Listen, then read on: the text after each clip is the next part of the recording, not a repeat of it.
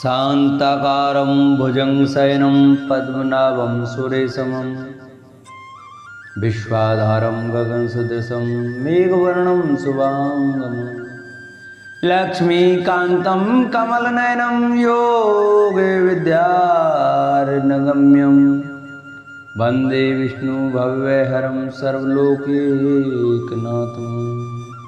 नमस्कार दोस्तों, स्वागत है आप सभी का मेरे YouTube चैनल आर के भक्ति ज्ञान।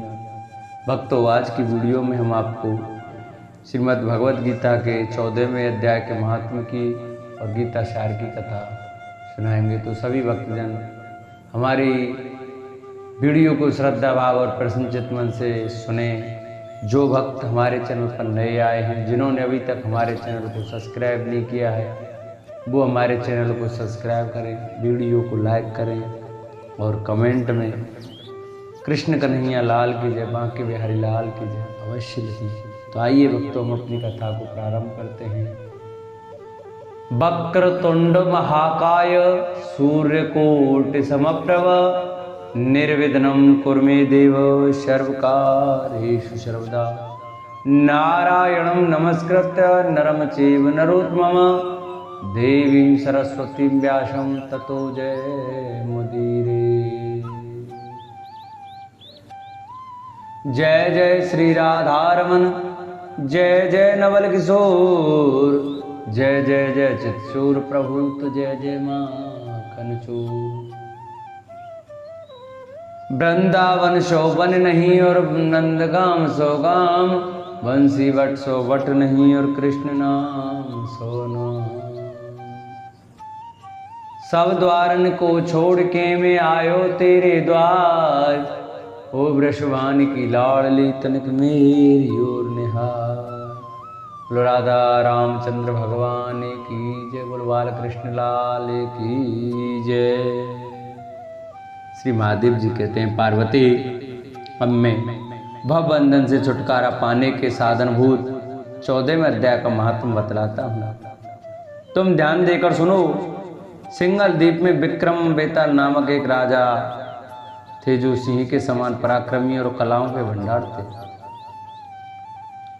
एक दिन वे शिकार खेलने के लिए उत्सुक होकर राजकुमारों सहित 2 कृतियों को साथ लिए वन में गए। वहां पहुंचने पर उन्होंने तीव्र गति से भागते हुए खरगोश के पीछे अपनी कुतिया छोड़ दी। उस समय सब प्राणियों के देखते देखते खरगोश इस प्रकार भागने लगा मानो कहीं उड़ गया हो। दौड़ते दौड़ते बहुत थक जाने के कारण वह एक बड़ी खंदक गहरे गड्ढे में गिर पड़ा। गिरने पर भी वह कुतिया के हाथ नहीं आया और उस स्थान पर जा पहुंचा जहां का वातावरण बहुत ही शांत था। वहां हरिण निर्भय होकर सब और वृक्षों की छाया में बैठे रहते थे। बंदर भी अपने आप टूटकर गिरे हुए नारियलों के फलों को और पके हुए आमों से पूर्ण तृप्त रहते थे। वहां सिंह हाथी के बच्चों के साथ खेलते और सांप निडर होकर मोर की पंखों में घुस जाते थे। उस स्थान पर एक आश्रम के भीतर वत्स नामक मुनि रहते थे, जो जितेंद्रिय एवं शांत भाव से निरंतर गीता के 14वें अध्याय का पाठ किया करते थे।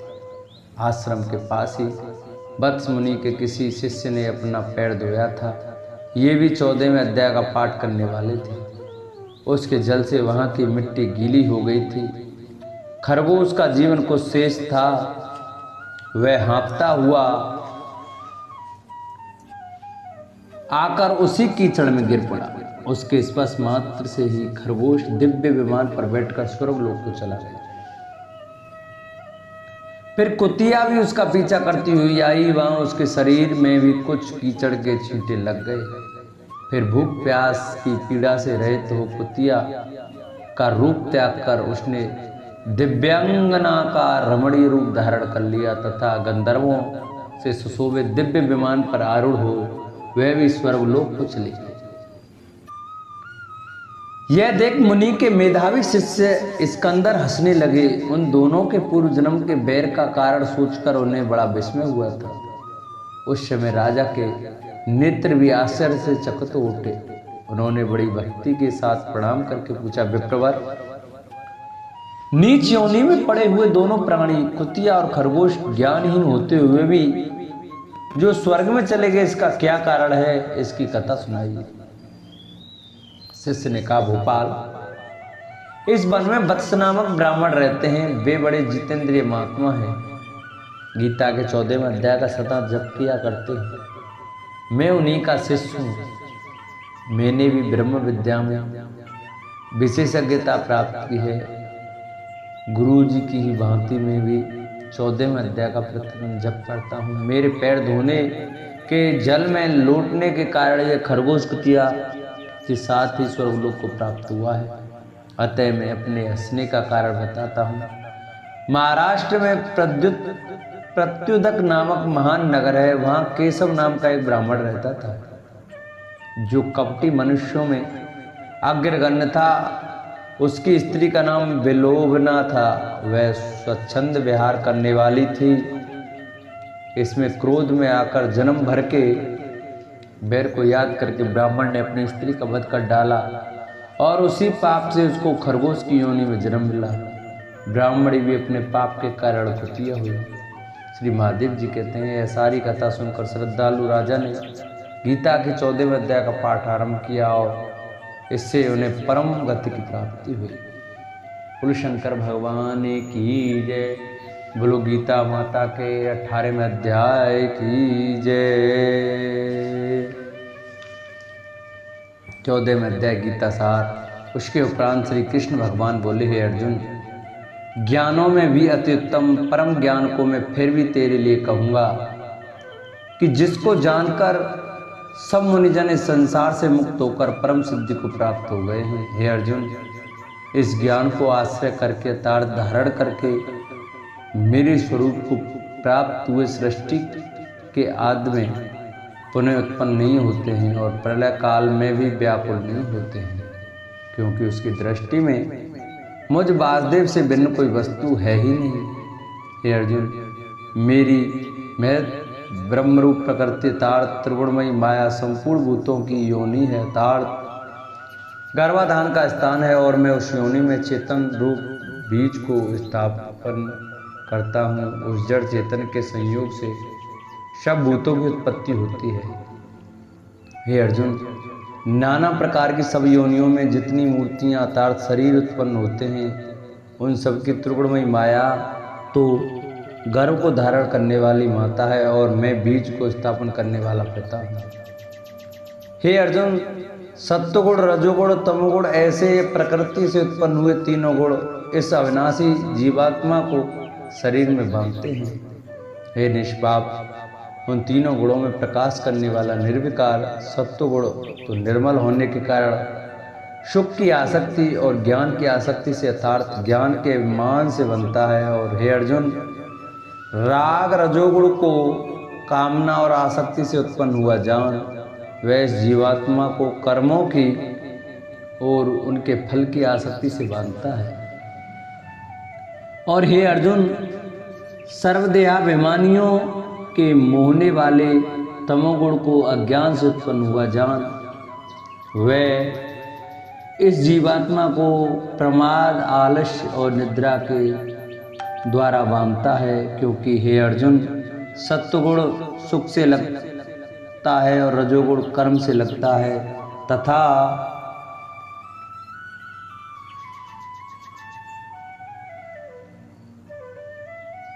तमोगुण तो ज्ञान को आच्छादन करके अतार्थ ढक्के प्रपाद में भी लगाता है। और हे अर्जुन, रजोगुण और तमोगुण को दबाकर सत्वगुण होता है, अतार्थ बढ़ता है तथा रजोगुण और सत्वगुण को दबाकर तमोगुण बढ़ाता है। वैसे ही तमोगुण और सतोगुण को दबाकर रजोगुण बढ़ता है। इसलिए जिस काल में इस देह में तथा अंतःकरण और इंद्रियों में चेतन और बोध शक्ति उत्पन्न होती है, उस काल में ऐसा जानना चाहिए कि सत्वगुण बड़ा है। और हे अर्जुन, रजोगुण के बढ़ने पर लोभ और प्रवृत्ति अर्थात सांसारिक चेष्टा तथा सब प्रकार के कर्मों का स्वार्थ बुद्धि से आरंभ एवं अशांति अर्थात मन की चंचलता और विषय भोगों की लालसा ये सब उत्पन्न होते हैं। तथा हे अर्जुन, तमोगुण के बढ़ने पर अंतःकरण इंद्रियों में अप्रकाश एवं कर्तव्य कर्मों में अप्रवृत्ति और प्रसाद अर्थात व्यर्थ चेष्टा और निद्रादि अंतःकरण की मोहिनी वृत्तियां यह सब ही उत्पन्न होते हैं। हे अर्जुन, जब यह जीवात्मा सत्वगुण का वृद्धि में मृत्यु को प्राप्त होता है तब तो उत्तम कर्म करने वालों के मल रहित अर्थात दिव्य स्वर्ग आदि लोकों को प्राप्त होता है। रजोगुण के बढ़ने पर अर्थात जिस काल में रजोगुण बढ़ता है उस काल में मृत्यु को प्राप्त होकर कर्मों की आसक्ति वाले मनुष्यों में उत्पन्न होता है तथा तमोगुण के बढ़ने पर मरा हुआ पुरुष कीट पशु आदि मूढ़ योनियों में उत्पन्न होता है। क्योंकि सात्विक कर्म का तो सात्विक अर्थात सुख ज्ञान और वैराग्य आदि निर्मल फल कहा है और राजस कर्म का फल दुख एवं तामस कर्म का फल अज्ञान कहा है।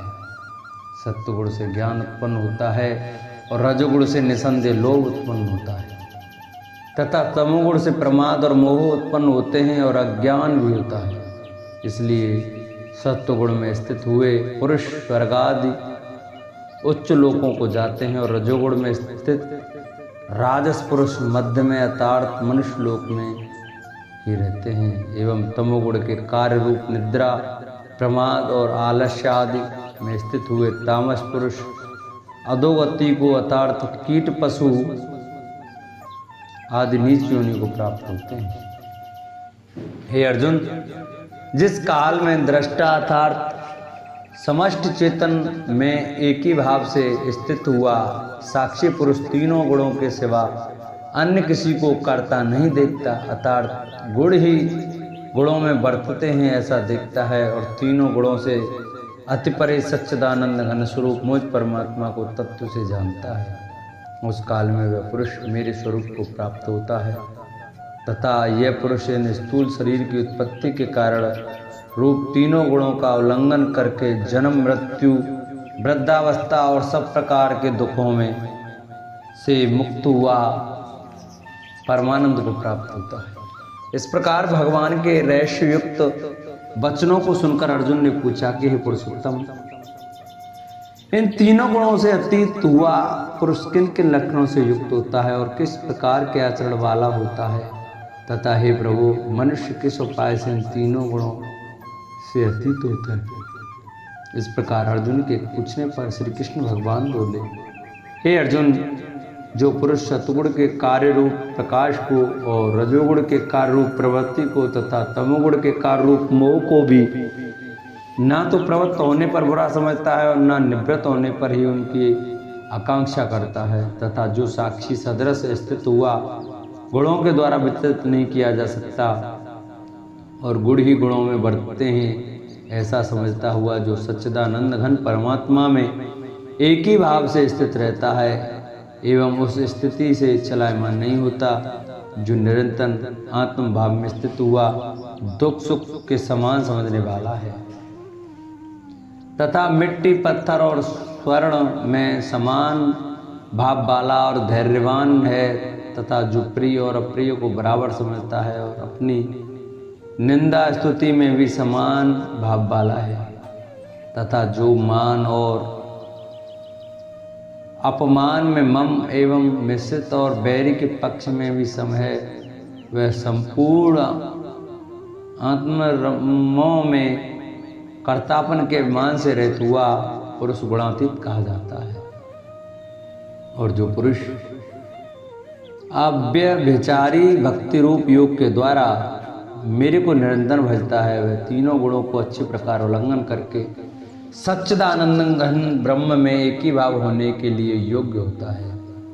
हे अर्जुन, उस अविनाशी पर ब्रह्म का और अमृत का तथा नित्य धर्म का और अखंड एक रस आनंद का मैं भी आश्रय हूँ। अर्थात प्रयुक्त ब्रह्म अमृत अव्यय और शाश्वत धर्म तथा एकांतिक सुख ये सब मेरे ही नाम हैं, इसलिए इनका मैं परम आश्रय हूँ। बोल बांके बिहारी लाल की जय, बोल श्रीमद् भगवद गीता की जय। इस प्रकार श्रीमद् भगवद गीता उपनिषद एवं ब्रह्म विद्या तथा योग शास्त्र विषय श्री कृष्ण और अर्जुन के संवाद में गुणोत्तरीय विभाग योग नामक 14वां अध्याय पूरा हुआ। बोलो कृष्ण भगवान की जय। जिन भक्तों को हमारी ये वीडियो, हमारी कथा अच्छी लगी हो, वो हमारी वीडियो को ज़्यादा से ज़्यादा शेयर करें, जिससे और भी भक्त हमारे चैनल से जुड़ सकें, हमारे कथाओं को सुन सकें। जो नए आए हैं हमारे चैनल पर, जिन्होंने अभी तक चैनल को सब्सक्राइब नहीं किया, वो हमारे चैनल को सब्सक्राइब करें, वीडियो को लाइक करें और कमेंट में श्रीमद् भगवद गीता की जय, बालकृष्ण लाल की जय अवश्य लिखें। बोल कृष्ण कन्हैया लाल की जय।